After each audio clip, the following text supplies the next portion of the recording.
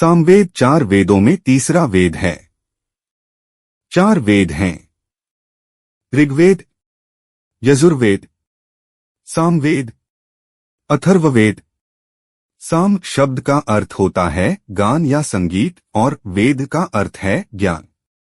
इस प्रकार सामवेद को संगीतमय वेद या गाने योग्य मंत्रों का ज्ञान कहा जाता है। यह वेद मुख्यतः ऋग्वेद के मंत्रों का संगीतमय रूप है, जिन्हें यज्ञों के समय गायन के रूप में प्रयोग किया जाता था। इसे भारतीय संगीत का आधार भी माना जाता है। 8.1 संरचना स्ट्रक्चर। सामवेद में मंत्रों को संगीत रूप में गाने के लिए विशेष रूप से संयोजित किया गया है। इसकी मुख्य 2 शाखाएं हैं: आर्चिक संहिता, इसमें गाने के मूल मंत्र होते हैं; गान संहिता, इसमें उन मंत्रों को गाने की विधि दी गई है। सामवेद 3 भागों में विभाजित है: पूर्वार्चिक लगभग 650 मंत्र, उत्तरार्चिक लगभग 1225 मंत्र, उद्गात गान।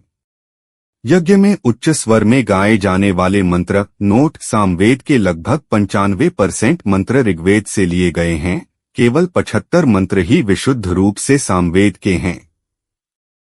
8.1 सामवेद का उद्देश्य, पर्पस। सामवेद का मुख्य उद्देश्य यज्ञों के दौरान मंत्रों का संगीतमय पाठ करना है। विशेष रूप से सोमयज्ञ में इसका व्यापक प्रयोग होता था। गायन करने वाला पुरोहित उद्गाता कहलाता था। पाठ 3 मुख्य देवता, मेन डेटीज।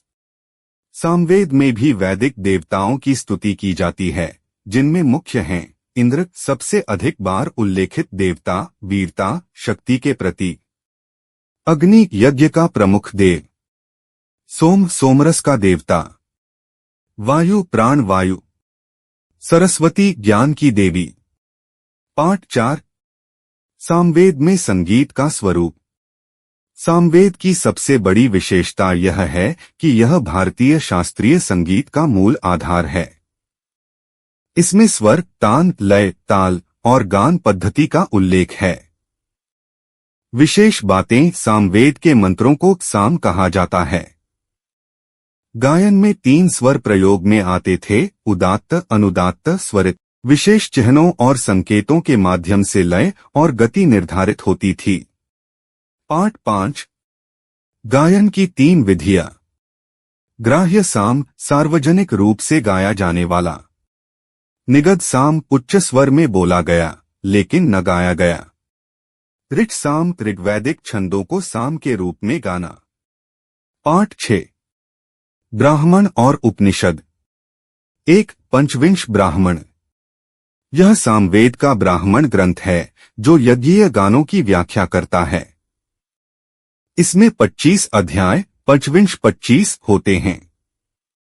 यज्ञ की प्रक्रियाओं, पुरोहितों के कार्य और विभिन्न सामों के महत्व का विवरण इसमें मिलता है। 2 छांदोग्य उपनिषद। यह सामवेद की सबसे प्रसिद्ध उपनिषद है। इसमें ध्यान, आत्मा, ब्रह्मा, वेदांत, सत्य, ज्ञान आदि पर गहन चर्चा है। यह उपनिषद अद्वैत वेदांत की नींव है और इसके प्रसिद्ध श्लोक हैं: तत्त्वम् असि, तू वही है।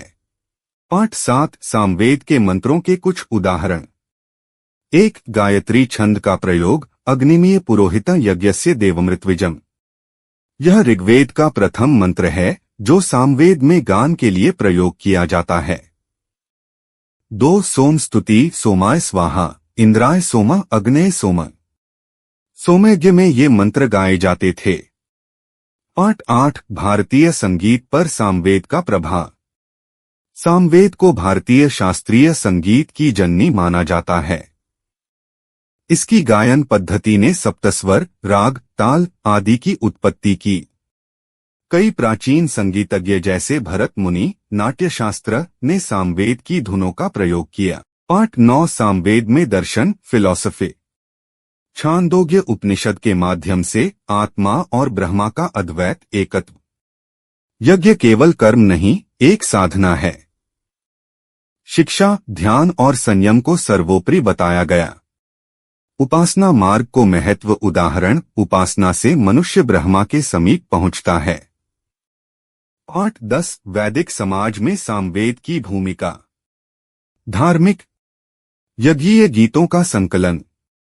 सांस्कृतिक, संगीत और कला का विकास। शैक्षणिक, उपनिषदों द्वारा शिक्षा व्यवस्था। आध्यात्मिक, आत्मा और ब्रह्मा की एकता का सिद्धांत। पाठ 11 समाज में प्रभाव। सामवेद के उद्गाताओं को विशेष सम्मान प्राप्त था। यह वेद श्रवण परंपरा का प्रतीक था, जहां ज्ञान को गाया और सुना जाता था।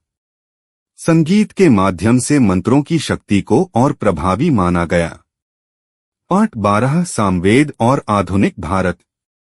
भारतीय शास्त्रीय संगीत की सभी शाखाएं, हिंदुस्तानी और कर्नाटक संगीत सामवेद से प्रेरित हैं।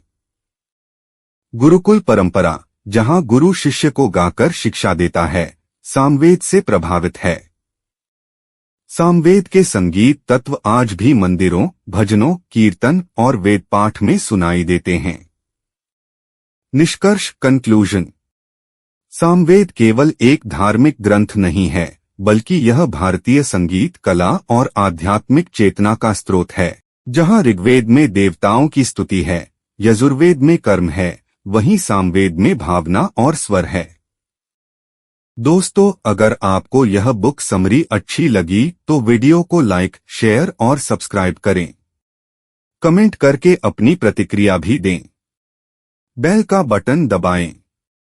इससे आपको अगली बुक समरी का नोटिफिकेशन मिल जाएगा। धन्यवाद।